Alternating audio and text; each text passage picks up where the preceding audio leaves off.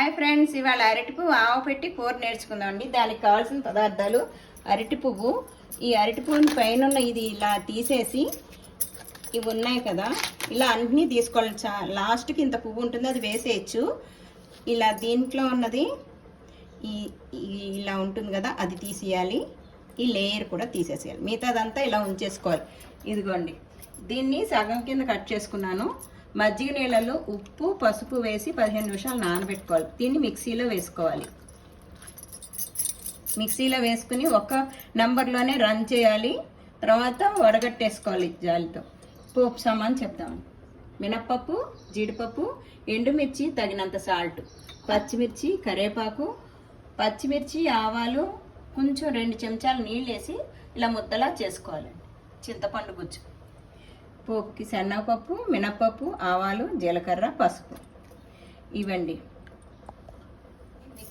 ఇదిగోండి, మిక్సీకి వేసుకున్నాక ఇలా బాగా నీళ్ళు వేసి 3 సార్లు బాగా కడుక్కోవాలి. ఎందుకంటే దాంట్లో కలర్ ఉంటుంది, కలర్ పోవాలి. ఇలా వేసేసుకోకూడదు. ఇలా బాగా ఆ మిక్సీలో మరీ ఎక్కువ పేస్ట్లా చేసుకోకూడదు. ఈ విధంగా ఉండాలి. బాగా పిండేసి పోపులో వేసుకోవాలి. ఇప్పుడు స్టవ్ వెలిగించుకుందామండి. మూకుడు వేడెక్కాక నూనె వేసుకున్నామండి. ఒక 6 చెంచాల దాకా వేసుకోవాలి. ఇది పులిహార పోపు లాగానేనండి, బాగుంటుంది చాలా.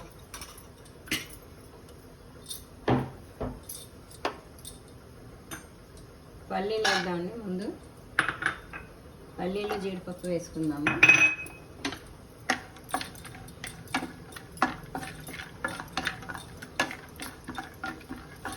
హైలో పెట్టుకున్నాను. ఇవ్వండి, ఇలాగా మనం వడగట్టాం కదా, ఇలా వస్తుంది నీళ్ళు. బాగా 3-4 సార్లు కడిగేసుకోవాలి. కడిగేసుకున్నాక ఇలా పిండుకుని ఉంచుకోవాలి. అంతేగాని మరీ మెత్తగా ఉండకూడదు, ఇలా ఉండాలి. విడివిళ్ళాడుతూ ఉంటుంది అప్పుడు కూర. పనసపొట్టు, అదే అరటి పువ్వు అండి. ఈ విధంగా పనసపొట్టుకి ఎలా వస్తుందో ఆ విధంగా వేసుకోవాలి. పొడి పొడిగా, అదే పేస్ట్గా వేసుకోవాలి. ఇప్పుడు మన జీడిపప్పు, పల్లీలు వేగాయి. నెక్స్ట్ శనగపప్పు వేసుకుందాము. మినప్పప్పు 2 చెంచాలు, కొంచెం పసుపు అండి, ఆవాలు, కొంచెమంత జీలకర్ర, ఇవన్నీ వేసేసుకోవాలి. దాని తర్వాత ఒకటి ఇవి బాగా వేగాక అప్పుడు ఎండుమిర్చి, పచ్చిమిర్చి వేద్దాం.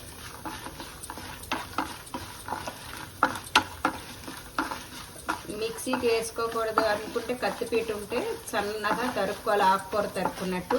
అప్పుడు క్లీన్ చేసేసుకోవచ్చు. అది సన్నగా రాకపోతే నేను మిక్సీకి వేసాను. చాకుతో కొంచెం అలా చాకుతో తరుక్కునే కూడా తరుక్కోవచ్చు. సన్నగా తరుక్కోవాలి మటుకు. అందుకని ఒక్కసారి మిక్సీకి వేసేసామంటే 2 నెంబర్స్ దాకా మరీ ముద్ద అవ్వకుండా అలా కూడా చేసుకోవచ్చు, ఇలాగా చేసుకోవచ్చు ఇష్టం. ఇగో ఎండుమిర్చి అండి, క్లీన్ చేసుకోవడం మటుకు చేసుకోవాలి. కండ్రెట్టుకుంటే కొంచెం చిరిచేది వస్తుంది. అది క్లీన్ చేసుకుంటే కూర బ్రహ్మాండంగా ఉంటుంది. ఏదండి, పచ్చిమిర్చి వేగింది, కరివేపాకు. ఇప్పుడు ఇంగు వేసుకుందామండి కొంచెం.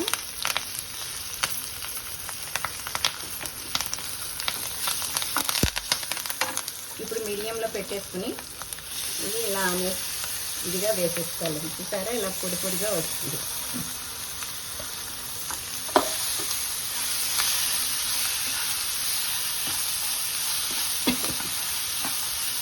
ఇలా అడుక్కి పైకి కలుపుకొని ఇప్పుడు తగినంత సాల్ట్ వేసుకుందాం.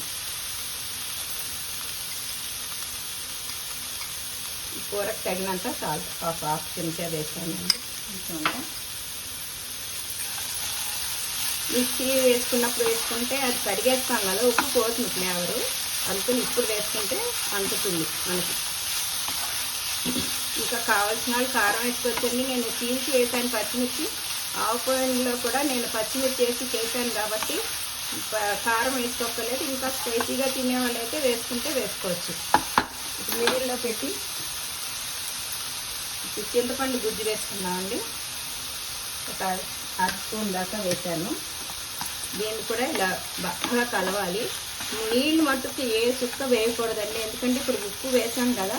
ఇది చూసారా ఎలా వస్తుందో, నీళ్ళు వేస్తే ముద్ద ముద్ద అయిపోతుంది. మూత కూడా పెట్టక్కర్లేదు. ఇది ఉంటుందండి 2 రోజుల దాకా. ఆవపెట్టిన కూరలు ఏవి కూడా పాడవు మనకి. చాలా హెల్త్కి మంచిదండి. కిడ్నీస్ దానికి వాటికి డయాబెటీస్ అన్నింటికి పనిచేస్తుంది. అరటిపు తినచ్చండి నెలకు ఒకసారైనా దొరికినప్పుడు. కాకపోతే ఒలుచుకోవడం అవి కొంచెం ప్రాసెస్సే. ఇప్పుడు ఈ ఆకుని కూడా వేసేసుకుందాం. పచ్చిమిర్చి అది నూరానని చెప్పాను కదా, అది కూడా వేసేసుకుని ఇది కూడా బాగా కలవాలి. లాస్ట్లో వేయాలండి, ముందే ఆకుపిండి వేయద్దు, చిరిచేది వస్తుంది. సిమ్లో పెట్టేసేసుకుని బాగా కలవాలి. ఇది ఇలాగ ఈ విధంగానే పెసరపప్పులో కూడా వేసుకోవచ్చు. పెసరపప్పు నానబెట్టి అది కమ్మగా ఉంటుంది. ఇది కొంచెం పులిహార పప్పు అనమాట, ఆవగాటు తగులుతుంది. ఇంతే అండి, స్టవ్ ఆర్పేసేయడం. బౌల్లోకి తీసుకుందామండి.